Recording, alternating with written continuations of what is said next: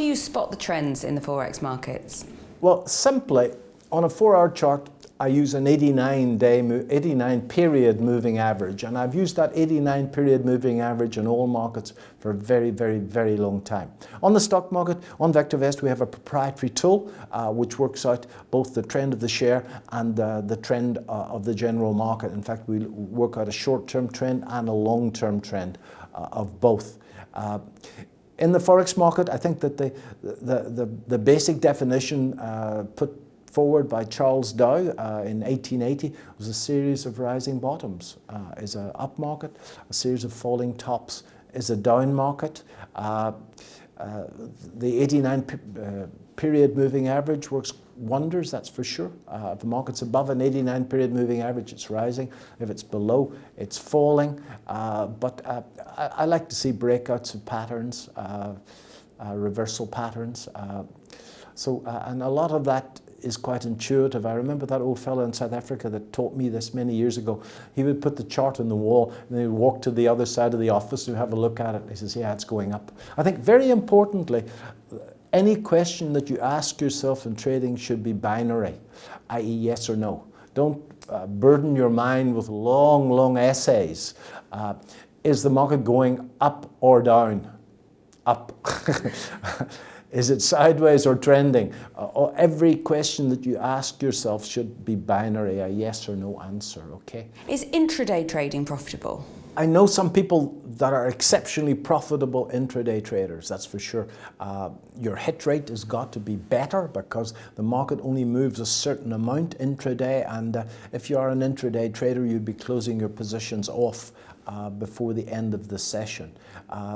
Recently, on the Dow, for example, or the S&P, the moves have been quite strong, and you could certainly be twice as big when you're right as you are when you're wrong, that's for sure. So yes, I think that an awful lot of people are profitable, but when New York opens, it always reminds you, you remember old Russell Crowe in Gladiator? At the start of, remember the battle scene in Gladiator at the start where Russell Crowe turns around to his second in command, he says, "Upon my signal, unleash hell."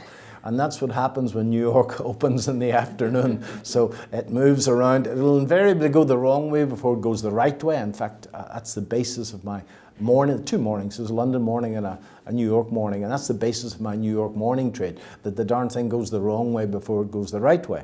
But it's quite scary in the afternoon as that thing opens. There's an enormous amount of arbitrage going on in the afternoon where people will see, hey, GE is slightly out of line with the S&P 500. So they'll buy GE and short the S&P 500. Their objective is to sort of make more money than a T-bond does over the length of a year. A T-bond is making, what, 2%. So massive amounts of money looking for very, very small profits, and that causes all sorts of chaos in the first half hour. So I would leave it alone for the first half hour, but you need to be good to be an intraday trader. And I'm not talking about advanced technical analysis, I'm talking about incredibly present, because as an end of day trader, or even a 4-hour trader, your present moment is that 4-hour bar or daily bar. So you've got a long time to compose yourself, a few deep breaths to get yourself into the present moment. So you're not in the past, you're not in the future, you're there. As an intraday trader, your present moment is that 5-minute bar, and you got to be quite good to stay in the moment as that thing moves up and down the page. Okay, being in the moment is the key as a short-term trader. So if I could give people any advice, would be to buy a little book it's called Zen in the Markets by a very good friend of mine called Eddie Topple. He was a floor trader for 20 years, trading the S&P 500 S&P contract on the floor of the Chicago Mercantile Exchange. So, and he's written this little book called Zen in the Markets, which will show you how to stay in the moment. He doesn't believe in technical analysis, okay? He just believes in trends, okay? He sadly died a couple of years ago.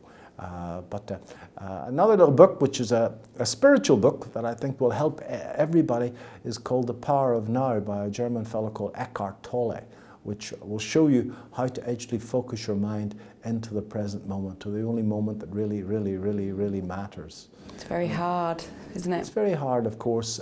Do you meditate? Yeah, a little Yeah. bit, yeah, a little bit. And I'm reasonably present now. I'm not thinking about anything else. I'm here. And that's absolutely critical to being a short-term trader, to be totally and utterly there. In that little book, Zen in the Markets, a big part of that is getting yourself into some form of meditative state. And those people that are listening to this that think what I'm talking about is rubbish, you've still got some money to lose before you realize it's important.